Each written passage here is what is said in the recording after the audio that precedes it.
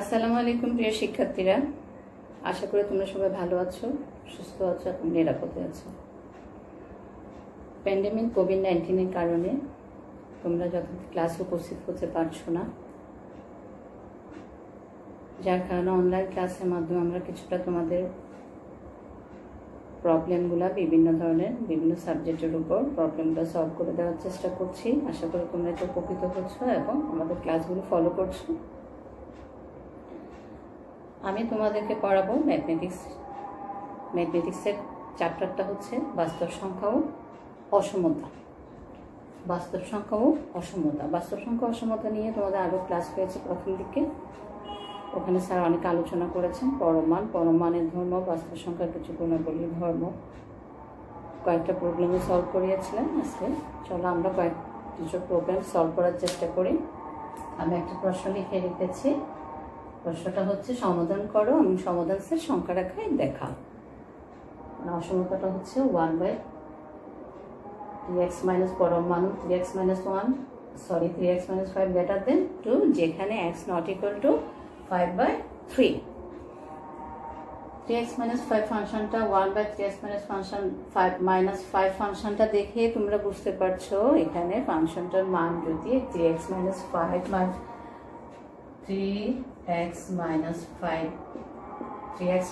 5 ফাংশনটার মান যদি 0 হয় তাহলে ফাংশনটা কি হয়ে যায়? অসংজ্ঞায়িত হয়ে যায়, যার কারণে 3x মাইনাস 5 এর মান কি হতে পারবে না? 0 হতে পারবে না। এখান থেকে আমরা পাচ্ছি 3x not equal to 5 plus x not equal two 5/3, যে কারণে এই জিনিসটা সত্যটা আমাদের পাশে লেখা আছে, যেখানে x নট ইকুয়াল টু 5/3। চলো আমরা প্রবলেমটা এখন সলভ করার চেষ্টা করি। দেওয়া আছে আমাদের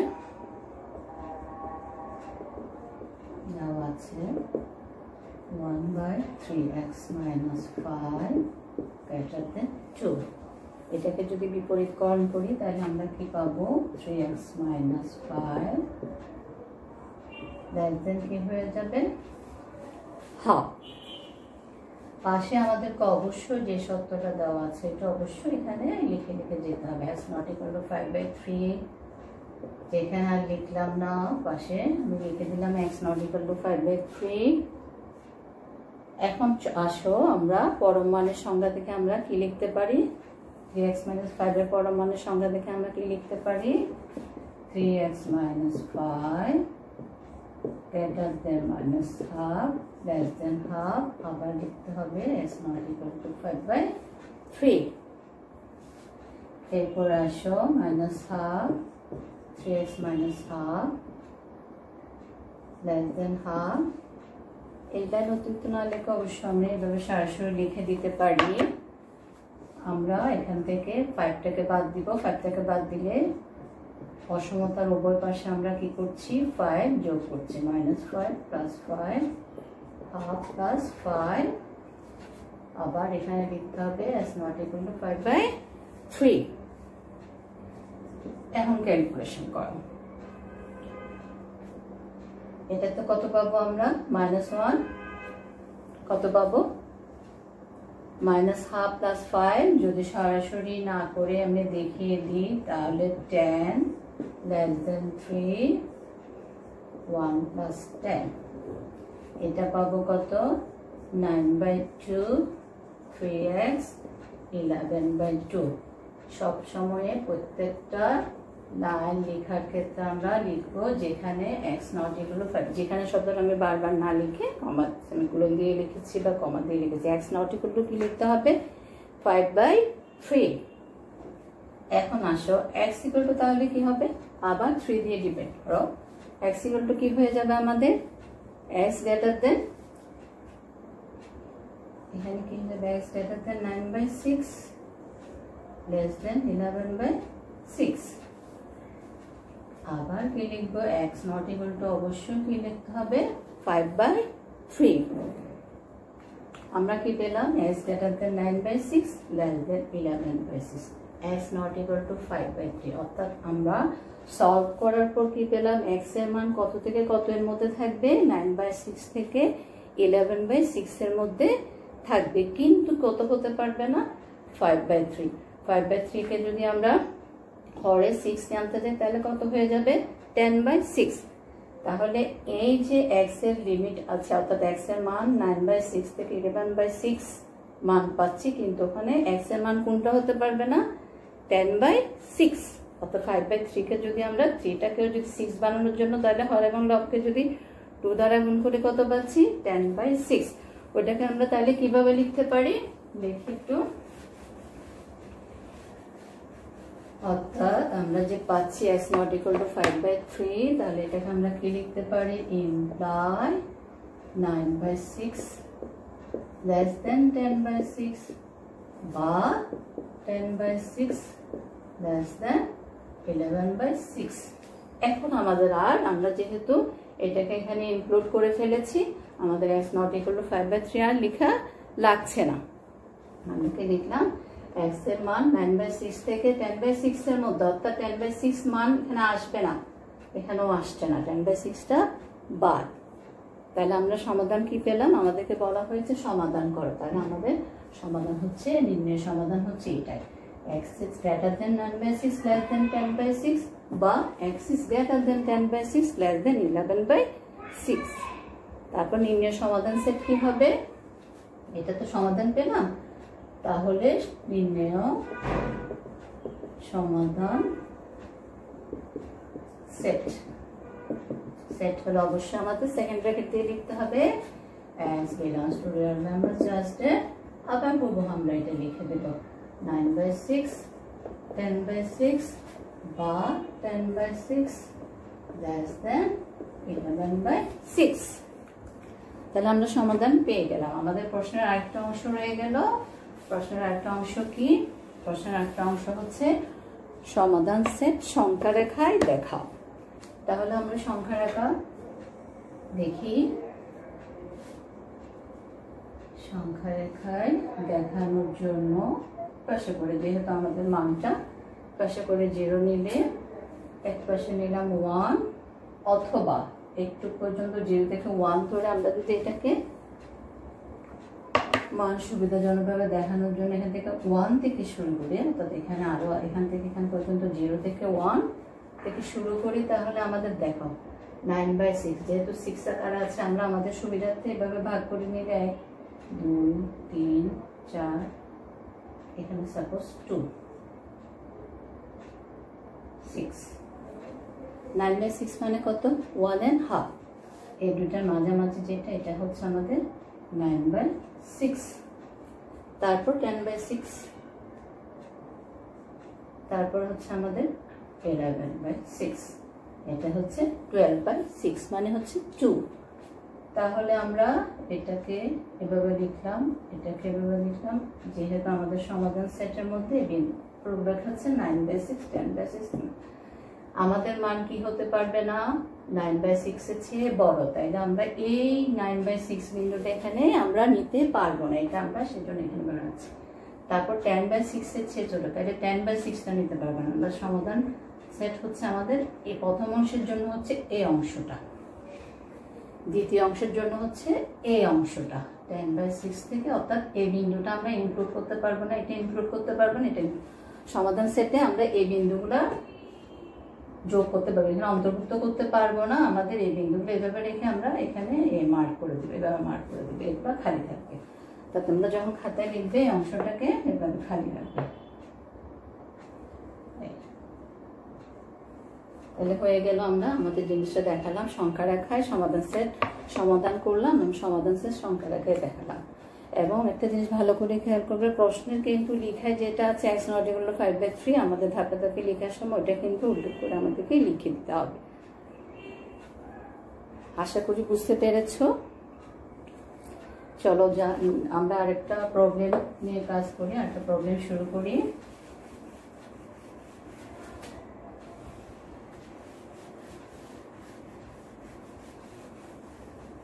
বলতে আমরা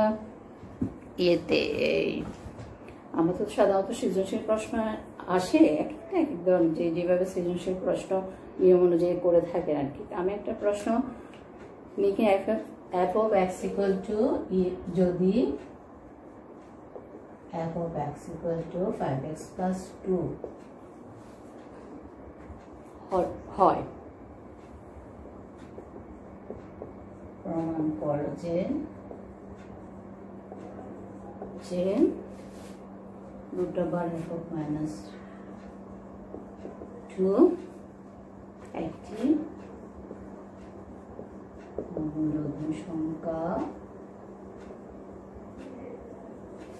যেখানে x = 1। একটু সামান্য চেঞ্জ করলাম, দেখতে পারবে যে একটু কাজ করার পর দেখতে পারবে কথাটুকু যেটা একটা সিস্টেমের মধ্যে চলে আসছে, তখন তোমরা বুঝতে পারবে। f(x) কি দেওয়া আছে আমাদের? দেওয়া আছে f(x) = 5x + 2। আমরা এখন x এর মান বসিয়ে এটা বের করব, অর্থাৎ f(1) লিখতে পারো বা f(x) থাকুক। আমরা তো এখানে কত পাচ্ছি? f(x) f(1) না লিখলে চলবে। যখন x = 1 তখন f(x) এর ফাংশনটার মান কি পাচ্ছি আমরা? 7। তাহলে আমরা এখন আসো আমাদের যে জিনিসটা দেওয়া আছে f(x - 2) এটা বের করি। f(x) = 7 - 2 = √5। অর্থাৎ আমাদেরকে প্রমাণ করতে হবে √5 একটি অমূলদ সংখ্যা। একটু চেঞ্জ করে প্রশ্নটা একটু চেঞ্জ করে, অনেক সময় এরকমও লেখা থাকতে পারতো, হয়তো বইয়ে প্রশ্ন আছে বিভিন্ন ধরনের √3 অমূলদ সংখ্যা প্রমাণ করো, √5 অমূলদ সংখ্যা প্রমাণ করো, এ ধরনের। একটু ঘুরিয়ে দিলে এভাবে দিলেও যেন তোমরা করতে পারো, এই জন্য আমি তোমাদের বোঝার সুবিধাতে এভাবে একটু করে চেঞ্জ করে দেখালাম। তাহলে আমাদের কি প্রমাণ করতে হবে? √5 একটি অমূলদ সংখ্যা। তাহলে আমি শুরু করি। আমরা কি প্রমাণ করব? আমাদের প্রশ্নটা চেঞ্জ হয়ে কি হলো? আমাদের প্রমাণ করতে হচ্ছে √5 একটি অমূলদ সংখ্যা। ঠিক আছে, আমরা দেখতে পাচ্ছি, শুরু করার আগে বলে আমরা দেখতে পাচ্ছি √5 সংখ্যাটা কি? √5 সংখ্যাটা যদি তুমি অর্থাৎ সরাসরি আমি বর্গমূল 2 চেয়ে বড় হবে, আবার 3 চেয়ে ছোট হবে। তাহলে আমরা লিখি, আমরা দেখতে পাচ্ছি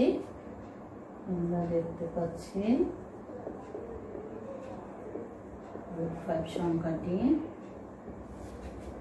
2 এর চেয়ে বড় এবং 3 এর চেয়ে ছোট। অথবা এটা লেখার আগে তোমরা একটা কাজ করতে পারো, 2² = 4, অর্থাৎ 4 এর যদি বর্গমূল নিই আমরা কি পাবো? 2। 2² কত? 4, অর্থাৎ 2 এর বর্গমূল নিলে কি পাচ্ছি?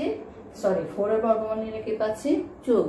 3² = 9, অর্থাৎ 9 এর বর্গমূল নিলে পাচ্ছি 3। তাইলে √5 সংখ্যাটা হচ্ছে 2 এবং √5 সংখ্যাটা যদি আমরা বের করি যথারীতি এমনিতে ক্যালকুলেটর বলো যেটার মাধ্যমে বের করি, তাহলে এটা কি হয়ে যাবে? সংখ্যাটা 2 এর চেয়ে বড় এবং 3 এর চেয়ে ছোট একটি কি সংখ্যা। কিন্তু সংখ্যাটি কি হবে না? পূর্ণ সংখ্যা হবে না। কিন্তু ছোট √5 সংখ্যা 2 এর চেয়ে বড় এবং 3 এর চেয়ে ছোট, কিন্তু পূর্ণ সংখ্যা নয়। পূর্ণ সংখ্যা নয়। তাহলে এখন আমরা কি করব? পরবর্তীতে যাই। তাহলে আমরা ধরে নিই √5 একটি মূলদ সংখ্যা। এখন প্রমাণ করব উল্টাভাবে। আমাদের প্রমাণ করতে বলেছি কিন্তু √5 কি সংখ্যা? অমূলদ সংখ্যা। আমরা বিপরীতটা ধরে নিয়ে প্রমাণ করব √5 একটি অমূলদ সংখ্যা। তাহলে বিপরীতটা কি হবে? ধরি √5 একটি মূলদ সংখ্যা। কি বললাম? আমরা উল্টোভাবে ধরে প্রমাণটার দিকে এগুচ্ছি। √5 অমূলদ সংখ্যা প্রমাণ করতে কি ধরে নিচ্ছি? √5 একটি মূলদ সংখ্যা এবং আরো ধরে নিচ্ছি √5 = p/q।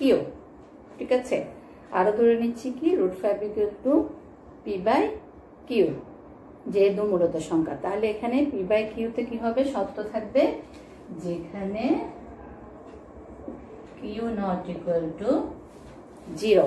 q কি হতে পারবে না? জিরো হতে পারবে না এবং পি এবং কিউ পরস্পর সহমৌলিক, অর্থাৎ যেখানে Q not equal to zero এবং পি ও কিউ সহমৌলিক, অর্থাৎ পি ও কিউ এর মধ্যে এক ছাড়া, ওয়ান ছাড়া আর কোনো কি থাকবে না, আর কোনো সাধারণ উৎপাদক থাকবে না, ছাড়া কোনো সাধারণ উৎপাদক থাকবে না বা নেই, যা লিখো থাকবে না। আবারও বলছি, প্রমাণ করতে হবে মূলদ সংখ্যা ধরে, প্রমাণের জন্য আগাচ্ছি ধরে মূলদ সংখ্যা। তাহলে মূলদ সংখ্যা হলে এটা রুট 5 ইকুয়াল টু আমরা কি লিখতে পারি, পি বাই কিউ, যেখানে Q not equal to zero এবং পি ও কিউ সহমৌলিক, অর্থাৎ পি এবং কিউ এর মধ্যে ওয়ান ছাড়া আর কোনো উৎপাদক, সাধারণ উৎপাদক নেই বা থাকবে না।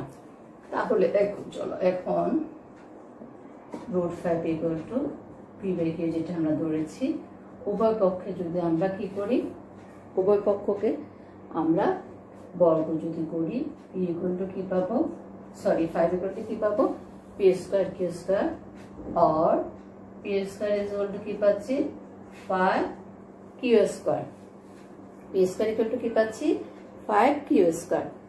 তাহলে এখান থেকে ডান পাশের 5 কিউ স্কোয়ার থেকে কি বলতে পারি, 5 কিউ স্কোয়ার যেহেতু 5 এর গুণিত, তাহলে 5 দ্বারা অবশ্যই কিভাবে বিভাজ্য, তাহলে কি বলতে পারছি এখানে 5 কিউ স্কোয়ার, এখানে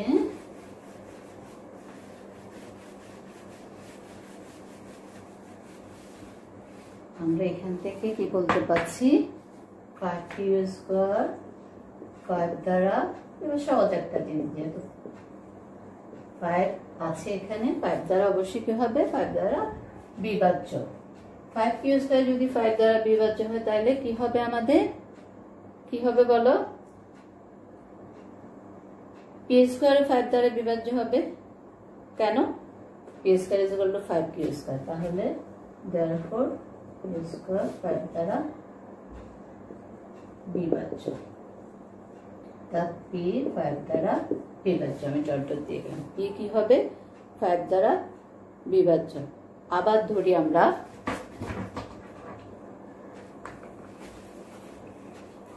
পি 5 দ্বারা বিভাজ্য লিখলাম, পি স্কোয়ার, এখান থেকে পি স্কোয়ার যদি 5 দ্বারা বিভাজ্য হয়, পি 5 দ্বারা কি হবে আমাদের বিভাজ্য হবে। আবার ধরি পি ইকুয়াল টু আমরা কি ধরতে পারি 5m, পি ইকুয়াল টু কি ধরতে পারি 5m, যেখানে m একটি পূর্ণ সংখ্যা,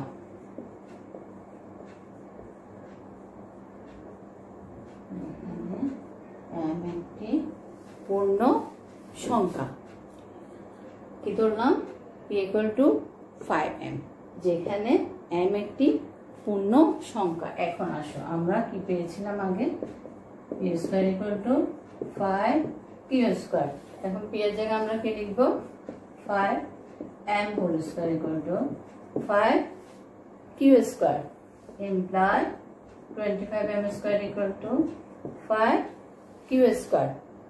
ধাপে ধাপে যাচ্ছি আমরা, তাহলে এখান থেকে কি পাচ্ছি কিউ স্কয়ার ইকুয়াল টু কি পাচ্ছি, যদি কিউ স্কয়ার কে এদিকে নিয়ে আসি একটু সরল করে, কিউ স্কয়ার ইকুয়াল টু কি পাচ্ছি 5m square, q square equal to কি পাচ্ছি 5m স্কয়ার। তাহলে আবার এখান থেকে আগের মতো বলতে পারছি 5m স্কয়ার কি দ্বারা বিভাজ্য, 5 দ্বারা বিভাজ্য, 5m স্কয়ার 5 দ্বারা বিভাজ্য।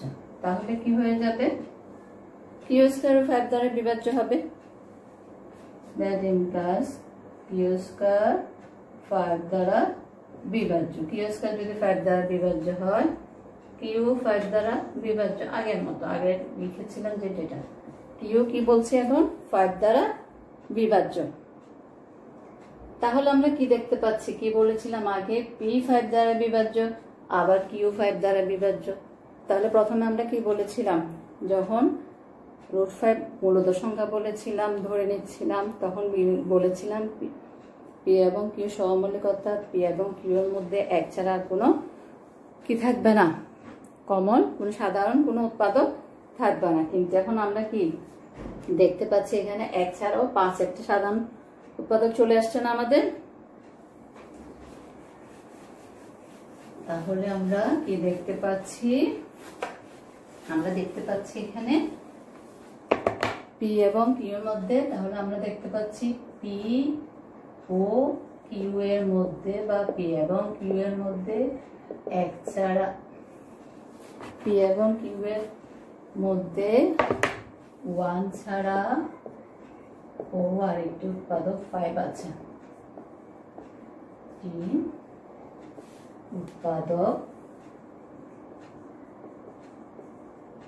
5 আছে, কিন্তু আমরা আগে ধরে নিয়েছিলাম, এটা তোমরা বিস্তারিত লিখতে পারো, কিন্তু আমরা ধরে নিয়েছিলাম পি এবং কিউ সহমৌলিক, অর্থাৎ পি এবং কিউ এর মধ্যে কোনো সাধারণ উৎপাদক থাকবে না। তাহলে আমরা একবার বলছি সাধারণ উৎপাদক থাকবে না, একবার বলছি আবার প্রমাণ করে দেখা যাচ্ছে সাধারণ উৎপাদক, মূলদ সংখ্যা ধরে প্রমাণ করছি সাধারণ উৎপাদক আছে।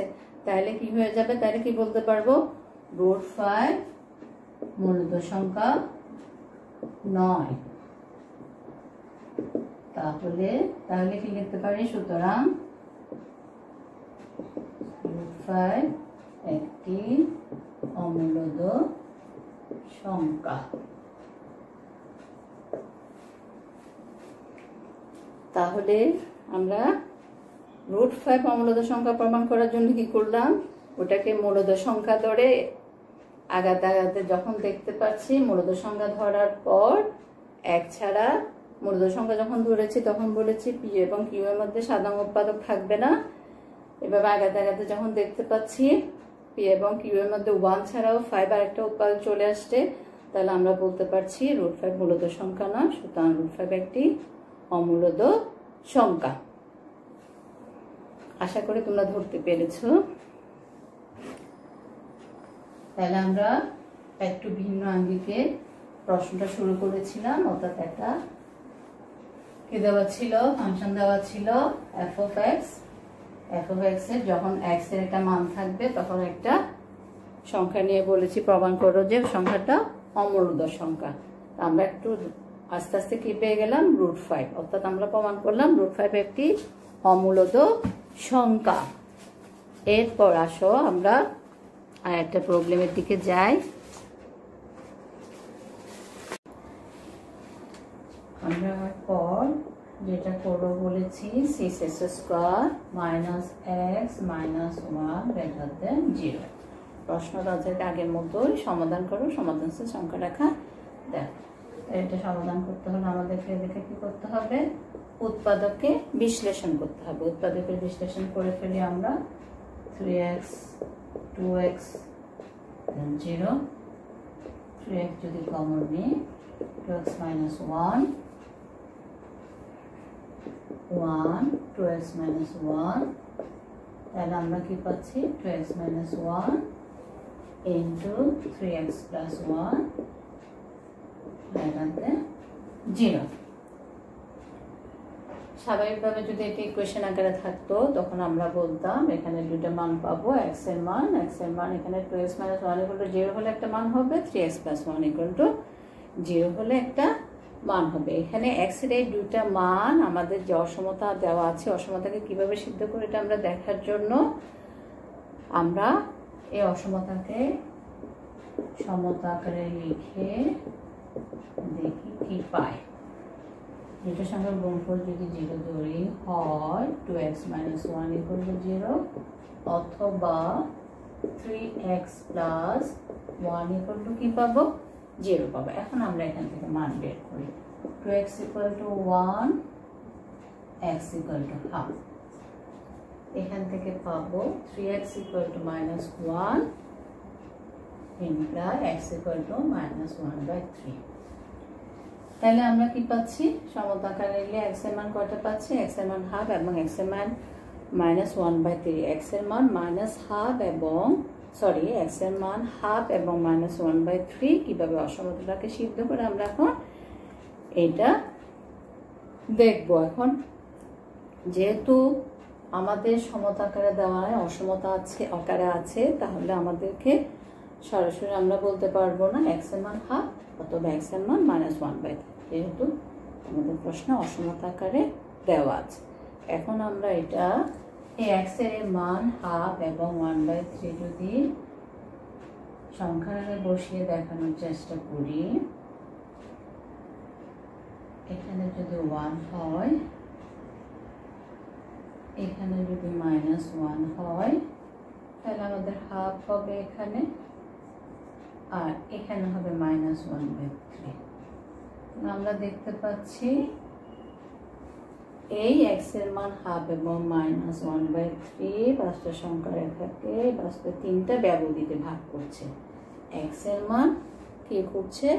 তিনটা ব্যবধিতে ভাগ করছে। এক্স লেস দেন কি হবে?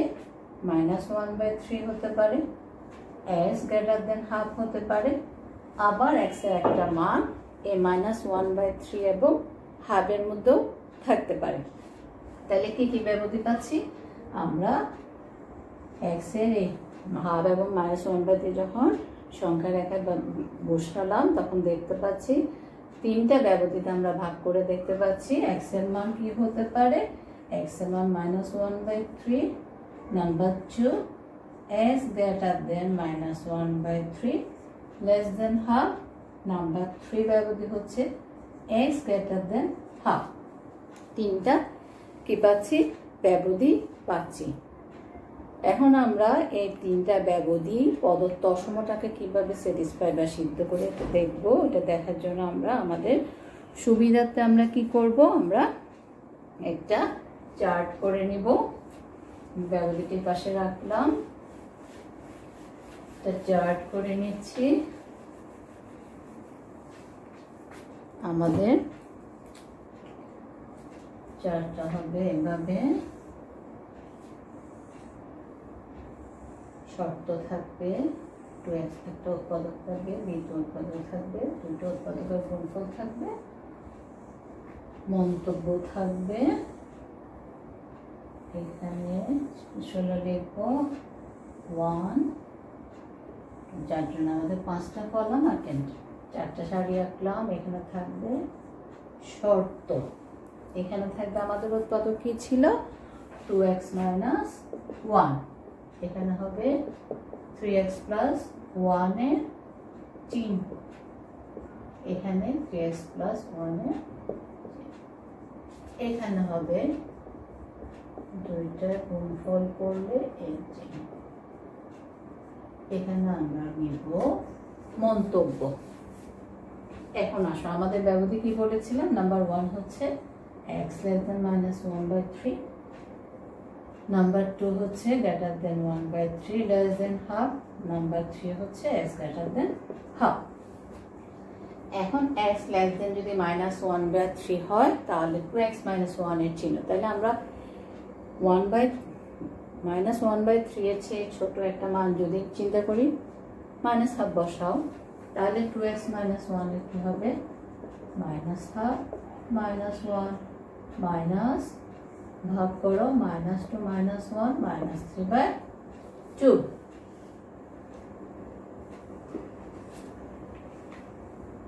সরি, এবার বসাচ্ছি 2 এর মান কি বসাচ্ছি? -1/2, তাহলে থাকছে -1 - 2।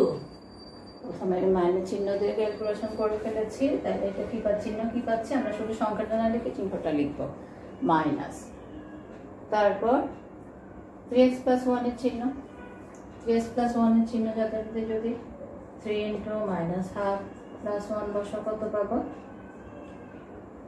-3 + 2 1 -3 1, সরি নিচে 2, এটা কি পাচ্ছি আমরা? মাইনাস কি পাচ্ছি? প্রথমটা বসানোর পরও মাইনাস, নেগেটিভ মান পাচ্ছি, এটা বসানোর পর নেগেটিভ মান পাচ্ছি, তাহলে এই দুইটা নেগেটিভ মানের গুণফল কি হয়ে যাবে? 2x - 1 × 3x + 1, দুটার চিহ্ন যদি গুণ করি তাহলে কি পেয়ে যাব? প্লাস তাহলে আমাদের অসমতাটা কি ছিল, গ্রেটার দেন 0। তাইলে আমরা এই চিহ্নটা কি করতে পারবো, নিতে পারবো। তাহলে আমরা মন্তব্য বলে কি লিখে দিলাম, গ্রহণযোগ্য।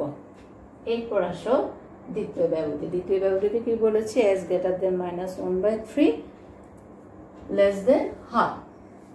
s greater than -1/3 less than half এরকম একটা সংখ্যা যদি আমরা এখানে বসাই, হাফের চেয়ে ছোট, এখান থেকে মান নাও, হাফের চেয়ে ছোট, -1/3 আমরা এখানে পেয়েছিলাম, হাফ এখানে পেয়েছিলাম, -1/3 চেয়ে বড়, হাফের চেয়ে শূন্য, শূন্য নিতে পারি, অথবা এখানে 1/3ও নিতে পারি। তখন আমরা যদি গণনা করি তখন কি পাবো, 2x - 1 পেয়ে যাবো -1, এবং 3x + 1 কি পেয়ে যাব, প্লাস, দুইটার গুণ করলে কি পাবো, মাইনাস। কিন্তু এটা আমরা নিতে পারছি না, কারণ আমাদের অসমতা 2x - 1 3x + 1 গ্রেটার দেন কি হতে হবে, 0 হতে হবে। কিন্তু আমরা পাচ্ছি এটা কি, নেগেটিভ, ঋণাত্মক। তাহলে এটা আমাদের গ্রহণযোগ্য নয়। যখন আমরা x এর মান -1/3 থেকে হাফের মধ্যে মান নিলাম। এবার আসে s greater than half। s greater than half তো অনেক সংখ্যা নেওয়া যায়। আমরা যদি 1 নিই, সরাসরি যদি 1 নিই, 2 × 1 - 1, 2 × 1 - 1 সমান 1, প্লাস 3 × 1 + 1 সমান 4, প্লাস, তাহলে এটাও কি পাচ্ছি, ধনাত্মক চিহ্ন। তো ধনাত্মক 2x - 1 × 2x + 1 অবশ্যই গ্রেটার দেন ধনাত্মক পাচ্ছি। তাহলে আমরা এটাও নিতে পারছি, অর্থাৎ এটাও কি হয়ে যাবে, গ্রহণযোগ্য।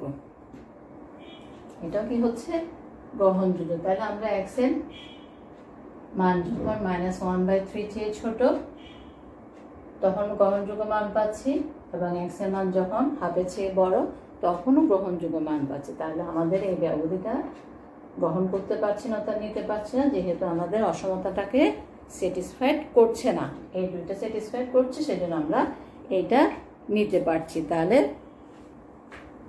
আমরা কি লিখতে পারবো, প্রদত্ত অসমতাটি সত্য হবে যদি কি হবে, যদি, অর্থাৎ যে অসমতাটা দেওয়া আছে আমরা লিখতে পারি, প্রদত্ত অসমতাটি সত্য হবে যদি কি হয়, x -1/3 বা x greater than কি হয়, হাফ হয়। x -1/3 এবং x greater than কি হয়, হাফ হয়। তাহলে আমাদের সমাধান কি হয়ে গেল, x -1/3 x greater than half. নির্ণয় সমাধান হচ্ছে x -1/3 greater than half.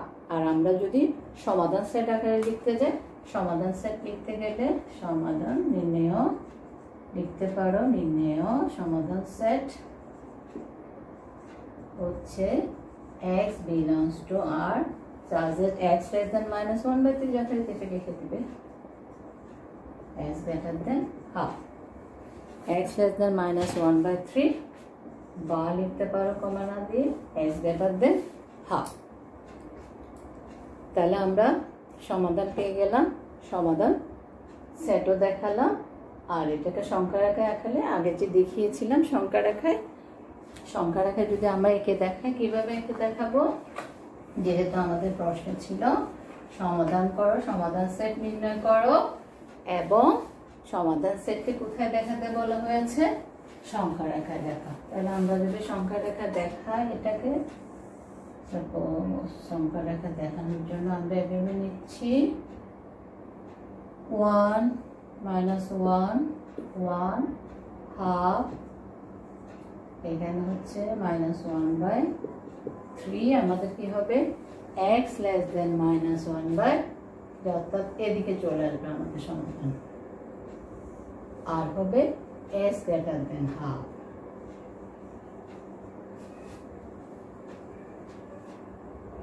x -1/3 s greater than half, এভাবে যাবে আমাদের সমাধান। সংখ্যা রেখা যদি দেখাতে যায় এভাবে যাবে। আশা করি তোমরা ধরতে পেরেছো। তাহলে আমরা কি করেছি, দ্বিঘাত সমীকরণের একটা অসমতা সমাধান করেছি এবং সমাধান সেটকে সংখ্যা রেখায় দেখিয়েছি। করার জন্য কি করেছি আমি ধারাবাহিকভাবে একটু করে বলি। প্রশ্নটা লেখার পর উৎপাদকে বিশ্লেষণ করে ওখান থেকে একটা অসমতা পেয়েছি, অসমতাকে আমরা সমতা নিলে এক্সের কি মান পাবো এটা বের করেছি। মানগুলো এখন অসমতাটাকে সিদ্ধ করে না ওটা দেখার চেষ্টা করেছি। ওটা দেখতে গিয়ে আমরা সংখ্যাকে একটু করে এঁকে দেখেছি। এক্স এর মান হাফ এবং -1/3 সংখ্যা রেখাকে 3টা ব্যবধিতে ভাগ করে।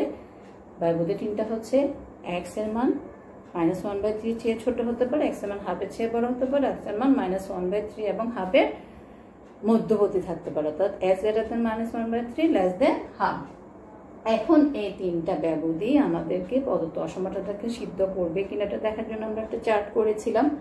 চার্ট করে দেখেছি 3টা ব্যবধি আমরা বসিয়ে দেখেছি কোনটা গ্রহণযোগ্য হচ্ছে কোনটা গ্রহণযোগ্য হচ্ছে না। আমরা 2টা গ্রহণযোগ্য মান পেয়েছি, x less than -1/3, x greater than half যদি হয় তখন অসমতাটা কি হয়, সিদ্ধ হয়। অসমতাটাকে সিদ্ধ করার জন্য তাহলে আমরা কি পেলাম, x less than -1/3, x greater than half, অর্থাৎ এটা একটা সমাধান পেলাম। এটা সমাধান সেট লিখলাম, সমাধান সেটকে আমরা সংখ্যা রেখায় দেখালাম।